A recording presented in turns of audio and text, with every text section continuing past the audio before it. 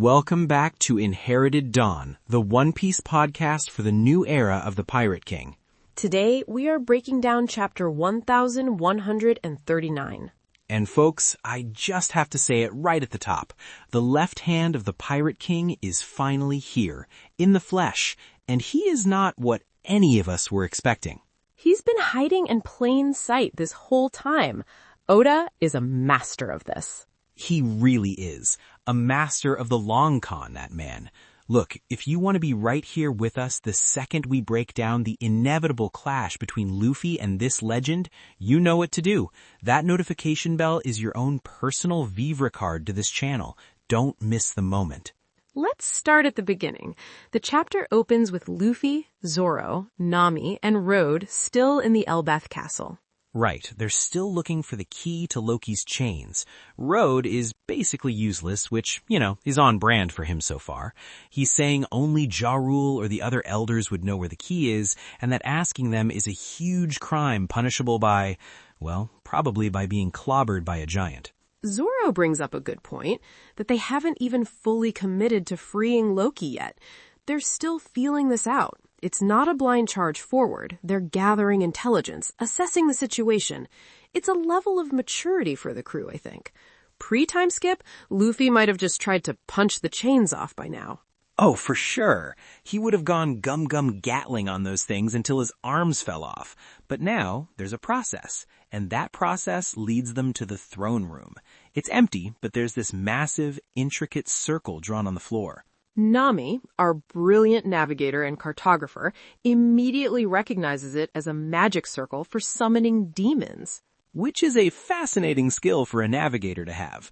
It suggests that in the world of One Piece, these kinds of esoteric symbols might be linked to ancient cartography or celestial charts. Perhaps navigating by the stars and understanding these magic symbols come from the same root of ancient knowledge. It's like, you gotta know your star charts, your weather patterns, and also your basic demon summoning safety protocols. Standard stuff for a Grand Line navigator. Road, of course, completely panics. He goes into a full-on meltdown. But Luffy just looks at it and says it seems familiar. That one line is arguably one of the most important in the first half of the chapter. Familiar. It's everything. Familiar how? Has he seen it before? Did Dragon have one drawn on the floor of his room on the Wind Grandma? Was Garp using one as a coaster on his desk at Marine HQ? What is going on there? It sets off 1,000 alarm bells. It has to connect to something from his past, but a past even he might not be conscious of. We know so little about what he was doing before he met Shanks. Maybe it's not demonic at all, but something else entirely that just resembles it. It could be a pattern related to the sun god Nika, or a symbol from the ancient kingdom that's been misinterpreted over centuries as a demonic sigil. History is written by the victors, and the world government has had 800 years to rebrand the symbols of their enemies. So you're thinking the world government's propaganda department was like, hey, you know that symbol for ancient freedom and joy? Let's tell everyone it summons a Baphomet. That'll keep them away. That is so diabolical, I 100% believe it. It would be consistent with their methods of controlling information. And right then, as Luffy is processing this flicker of a memory, a voice calls out to him. It says they've been waiting for him. Creepy and super effective. Road loses what's left of his mind, thinking it's a ghost, and makes a break for it, dropping our crewmates like a sack of potatoes. Which turns out to be a very bad idea. An axe, a huge one, comes flying out of nowhere and plants itself in the ground right in front of him. I could just imagine the sound effect for it must have taken up half the panel. The force of it just stops him cold. The sheer wind pressure from it is insane. He drops everyone. Luffy and Zoro, of course, land on their feet like it's nothing, totally unfazed, and Zoro, smooth as ever, catches Nami midair. Not even a word, just a simple, competent action. That's our crew, always looking out for each other. It's second nature. The chaos is swirling around them, but their internal dynamic is a rock. And Luffy looks up, and there's a guy on the throne, just lounging there. He's not big, he's not imposing in that classic One Piece giant shoulders way. He's just chilling. Road knows him, stammers out, Yasan. A very casual, familiar name, Yasan. It implies a long-term, respected but informal presence. He's not a prince, not a king, he's just Yasan from around the way. And he says he's a former pirate. He sensed some abnormal hockey in the room, but it's gone now. It's got to be Luffy. It has to be. The residue of Gear 5 from the fight with the Sea Beast monarchs. What other hockey could be that abnormal? It's the hockey of liberation, the hockey of cartoons. It probably smells like ozone and fried chicken. This guy, Ya, he's totally relaxed. He's heard about Luffy beating Kaido, and this is the kicker, says he'd like to visit Wano again. Which is our first clue. Wano. He has a connection. That immediately puts him in a very exclusive category of characters. He has a history that intertwines with Odin, with Roger, with this incredibly pivotal location in the world's history. He's not just some random strong guy. A massive one, as it turns out. Road explains that this is Ripley's husband, the giantess they met earlier who gave them the food, and that makes him Colin's father. So this normal-sized human man is married to a giantess. Nami is as surprised as we are, and frankly, she has every right to be. The biological implications are staggering. But he's not just a footnote. He has this incredibly poignant moment. He really does. He looks down at his hands and talks about how Colin has so much giant blood, he never really was able to hold him properly when he was a baby, and how his son is 20 and his wife is 80, and in the eyes of the giants, they're both still considered children. Marrying a giant is not worth it if your partner and child will outlive you. That's such a heavy line. It's a profound statement on mortality and love. It's the kind of bittersweet reality of that kind of love. You find your soulmate, but you're on completely different timelines. But he's not bitter. That's the most important part. He's not warning them off. He's just stating a fact of his life. He jumps down, lands right in front of Nami, and tells her that love is free. He mentions other hybrid races like the Dosundega and the long-limbed necks, and says these relationships happen even if they don't last forever. The moment is more important than the duration. It's a beautiful counterpoint to Big Mom. She collected different races to create a perfect manufactured utopia under her thumb. She forced marriages for political power. Her goal was a world where all races could sit at the same table, but only if she dictated the seating arrangement. This man, Ya, is talking about the opposite, genuine organic connection outside of any system or grand plan. Just love for its own sake. Big Mom's vision was a zoo. His life is a home. It's such a powerful distinction. And then Zoro, always cutting to the chase, just asks him who he really is. Enough with the life lessons, old man. What's your deal? And all he says is, a preacher of love. It's a title that hides immense strength. You don't get a title like that without having lived a very, very full life. It sounds soft, but think about it. To preach love in a world filled with pirates, marines, celestial dragons, and constant war, you have to be unbelievably strong to defend that philosophy. It's like you can't be the preacher of mild suggestions. You have to be able to back it up. And of course, Luffy, with zero ceremony, with all the subtlety of a cannonball, just asks him point blank if he knows where the key to Loki's chains is. Road is horrified. He's probably having a heart attack in the corner. But Ya just laughs. He loves it. He adores the directness, the complete lack of pretense. He says he enjoys watching people cause trouble. Because he sees it, right? He sees the same spirit that he saw in his own captain. This is the moment where he starts testing Luffy. He's not just an observer anymore. He's a gatekeeper. Exactly. He asks Luffy if he even knows what kind of person Loki is. What will he do if freeing him turns out to be a catastrophe for Elbaph or for the world? It's a legitimate question. It's the question a responsible adult asks a reckless youth. And Luffy's answer is just perfect. It's the most Luffy answer possible. He doesn't even think about it. He just says he'll just beat Loki up and chain him back up again.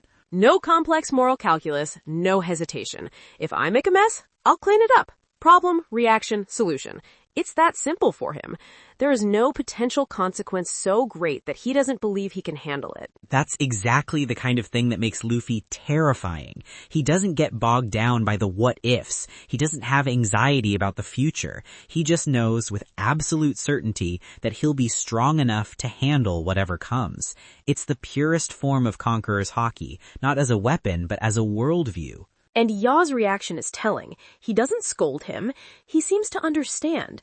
But he adds another layer to the test. He says the only person who was able to capture Loki in the first place was Shanks. Boom, another bombshell. Shanks was here. He fought and captured a giant prince. What was that about? Was he helping the giants? Was Loki a legitimate threat?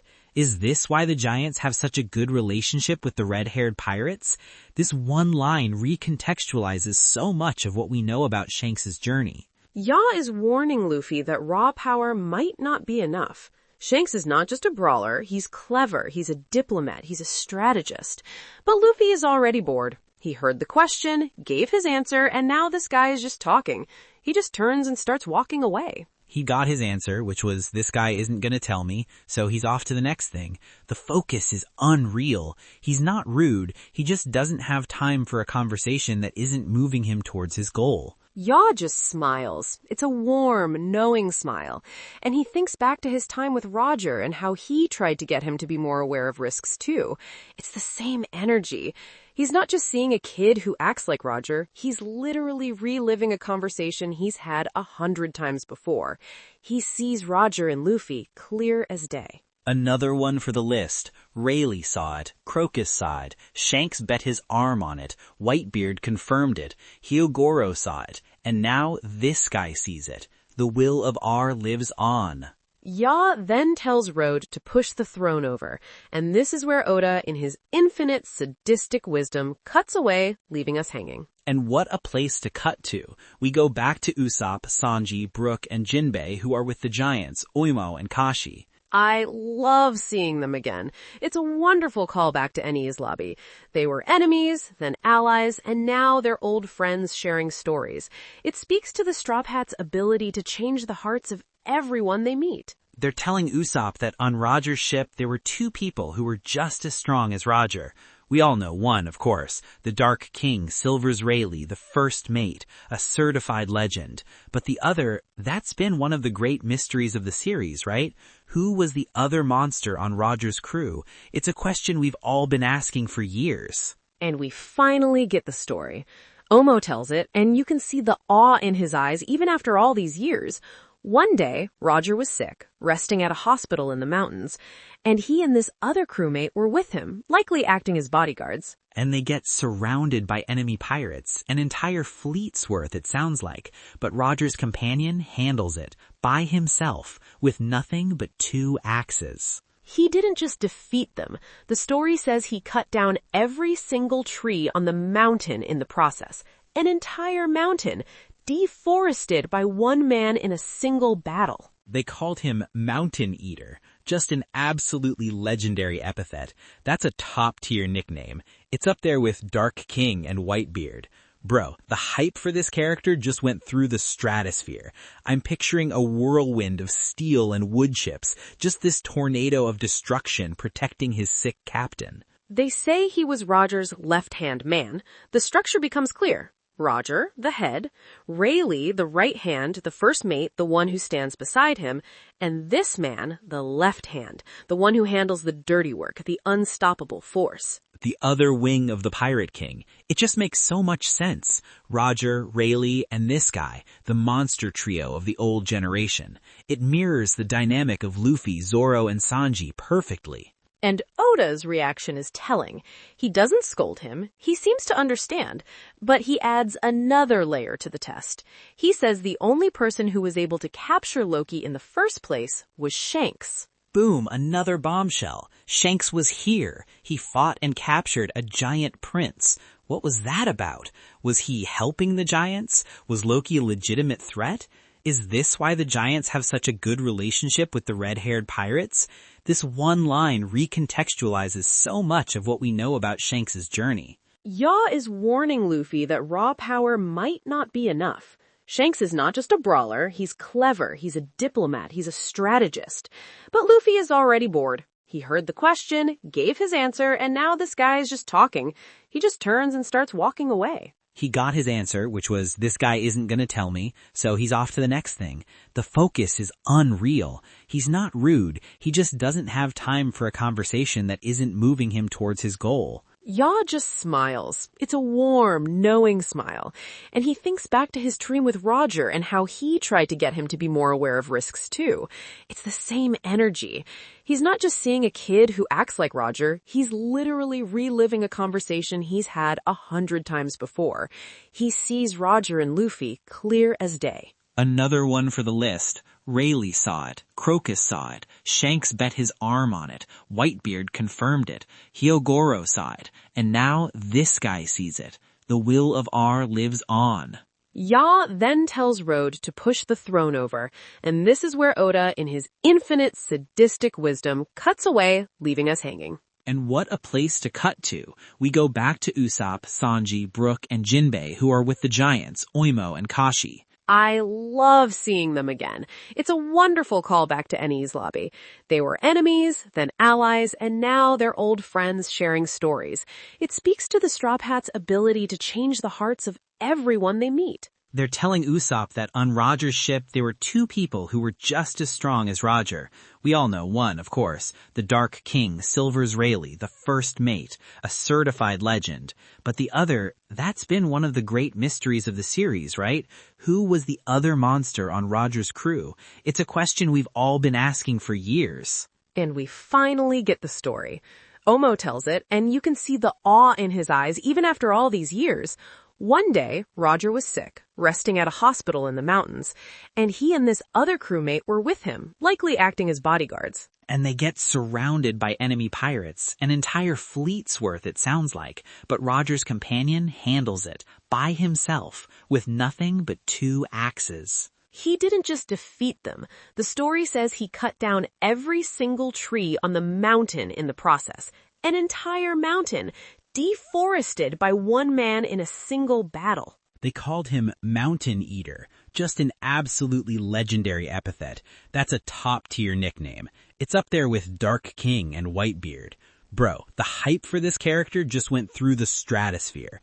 I'm picturing a whirlwind of steel and wood chips, just this tornado of destruction protecting his sick captain. They say he was Roger's left-hand man. The structure becomes clear. Roger, the head, Rayleigh, the right hand, the first mate, the one who stands beside him, and this man, the left hand, the one who handles the dirty work, the unstoppable force. The other wing of the Pirate King. It just makes so much sense. Roger, Rayleigh, and this guy, the monster trio of the old generation. It mirrors the dynamic of Luffy, Zoro, and Sanji perfectly. And Oda's reaction is telling.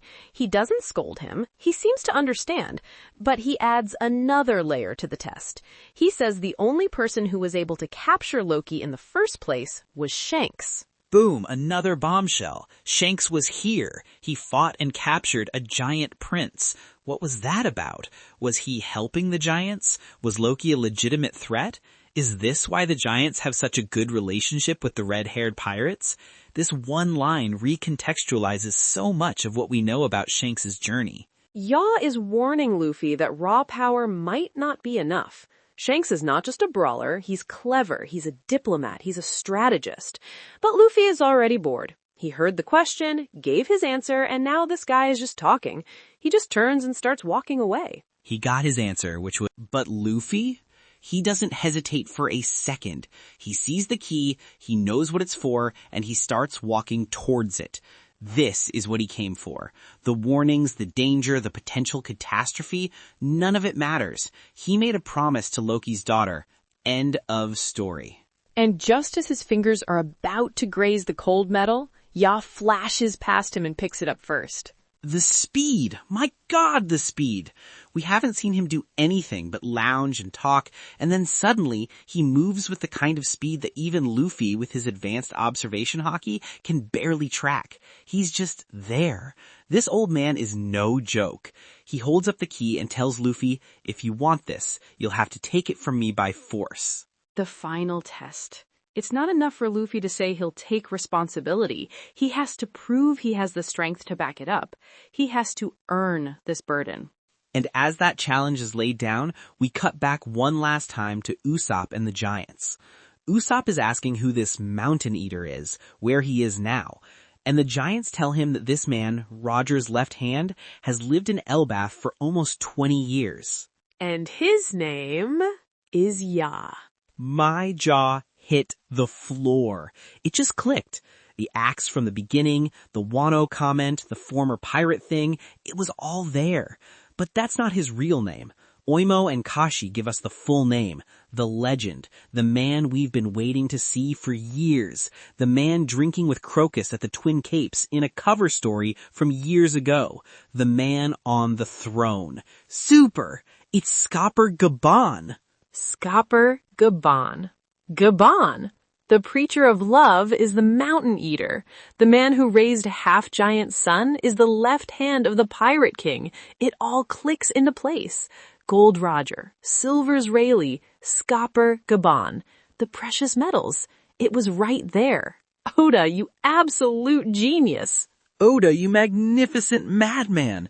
He's been sitting right there on the cover of chapter 631 for over 500 chapters. He was waiting for us this whole time, just chilling with Crocus and Laboon wearing a Hawaiian shirt. We all saw him, and we just thought he was some random cool old guy. It's a perfect reveal. Everything we learn about him in this chapter, his quiet wisdom, his hidden power, his connection to Roger, his deep love for his family, it all builds to this one name. And now, this living legend is standing in Luffy's way. What a chapter. Just what a chapter. He's finally here. Bro, I am so unbelievably hyped for this fight. It's not about animosity. It's not good versus evil. It's a test. It's the old generation seeing if the new generation is truly ready to carry the world on its shoulders. Before we get into what might happen next, Oda's author comment this week was interesting. He said he met Toshio Suzuki from Studio Ghibli for the first time in years, and that he loves the atmosphere there. You can feel that Ghibli influence sometimes, can't you? The quiet moments, the focus on food, the sense of wonder, even the bittersweet themes like in Gaban's story about his family. It's cool to see him mention it directly. It's a nice reminder of the artist behind the masterpiece and the other great artists who inspire him. Definitely. All right, we want to hear what you all thought of the Gaban reveal. Was it everything you hoped for? Did you call it? Be honest, let us know down in the comments. We're going to be reading every single one. Now for predictions. What do you see happening in 1140? Okay, prediction 1. This isn't going to be a full-blown knockdown, drag-out fight. This is a test of spirit. I think it's going to be a hockey clash. We're talking a massive, sky-splitting display of Conqueror's hockey. Luffy is going to have to show Gaban the sheer force of his will, his conviction as a king, and that will be enough to satisfy him. No Gear 5 needed. It's a test of kings, not a brawl.